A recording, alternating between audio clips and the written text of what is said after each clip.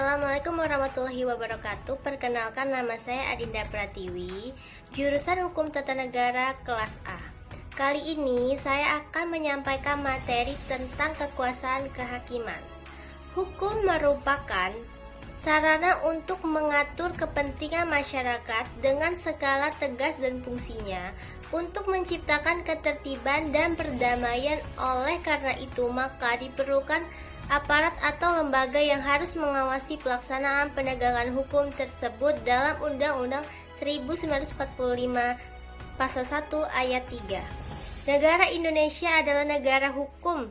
Sejalan dengan ketentuan tersebut, maka negara hukum itu diartikan sebagai negara di mana tindakan pemerintah maupun rakyatnya didasarkan atas hukum untuk mencegah adanya tindakan sewenang-wenang dari pihak penguasa dan tindakan rakyat menurut kehendaknya sendiri. A. Sejarah kekuasaan kehakiman di Indonesia. Kekuasaan yang terpisah dari lembaga-lembaga politik seperti MPR dan DPR dan Presiden. Namun demikian, sejarah juga mencatat surut perjalanan kekuasaan kehakiman di Indonesia dari waktu ke waktu, baik yang bersifat administratif maupun yang bersifat teknisi justisi. 6. Sejarah lahirnya kekuasaan kehakiman yang merdeka pernah dikesampingkan dengan lahirnya Undang-Undang Nomor 19 Tahun 1964 tentang pokok-pokok kekuasaan kehakiman, di mana dalam pasal 19 UU tersebut ditentukan bahwa demi kepentingan evolusi, kehormatan negara dan bangsa atau kepentingan masyarakat yang sangat mendesak. 7. Pada perkembangan muncul usaha untuk memperkuat prinsip kekuasaan kehakiman yang merdeka dengan dimulai dari terbitnya UU Nomor 14 Tahun 1970 tentang pokok-pokok kekuasaan kehakiman. 8.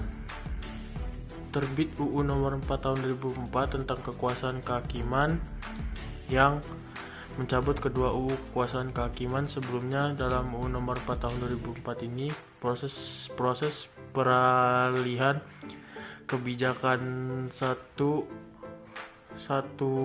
atap itu dipertegas lagi dalam ketentuan peralihan pasal 42 UU tersebut bahwa pengalihan organisasi, administrasi dan finansial dalam lingkungan peradilan umum.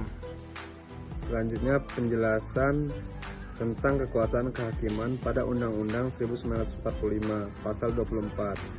Kekuasaan kehakiman merupakan kekuasaan yang merdeka untuk menyelenggarakan peradilan guna menegakkan hukum keadilan, dan penjelasannya, kekuasaan kehakiman ialah kekuasaan yang merdeka, artinya terlepas dari pengaruh kekuasaan pemerintah. Kekuasaan kehakiman dilakukan oleh sebuah Mahkamah Agung dan badan peradilan berada di bawahnya dalam lingkungan peradilan umum, lingkungan peradilan agama, lingkungan peradilan militer, lingkungan peradilan tata usaha negara, dan oleh sebuah Mahkamah Konstitusi. Penjelasannya, maksud dari peradilan yang di bawah yaitu seperti yang pertama, pengadilan negeri atau PN, dan pengadilan tinggi atau PT dalam lingkungan peradilan umum, pengadilan agama atau PA, dan pengadilan tinggi agama atau PTA dalam peradilan agama. Yang ketiga, pengadilan tata usaha negara atau PTUN, dan pengadilan tinggi tata usaha negara dalam lingkungan peradilan tata usaha negara. Yang keempat atau terakhir, pengadilan militer atau PM, dan pengadilan tinggi militer dalam lingkungan pengadilan. Pasal 24B, 1. Komisi Yudisial bersifat mandiri yang berwenang mengusulkan pengangkatan hakim agung. 2. Anggota Komisi Yudisial harus mempunyai pengetahuan dan pengalaman. 3. Anggota Komisi Yudisial diangkat dan berhentikan oleh Presiden. C. Kedudukan kekuasaan kehakiman. Kekuasaan kehakiman merupakan pilar ketiga dalam sistem kekuasaan. Oleh sebab itu, salah satu dari ciri yang dianggap penting dalam setiap negara hukum yang demokratis ataupun negara demokrasi. D. Pelaku kekuasaan kehakiman. 1. Mahkamah Agung. MA adalah lembaga tinggi negara dalam sistem ketatanegaraan Indonesia. 2. Komisi Yudisial. KY merupakan lembaga negara yang bersifat mandiri dalam pelaksanaan kewenangan negara. 3. Mahkamah Konstitusional (MK) adalah lembaga tinggi negara dalam sistem ketatanegaraan negara Indonesia. Terima kasih.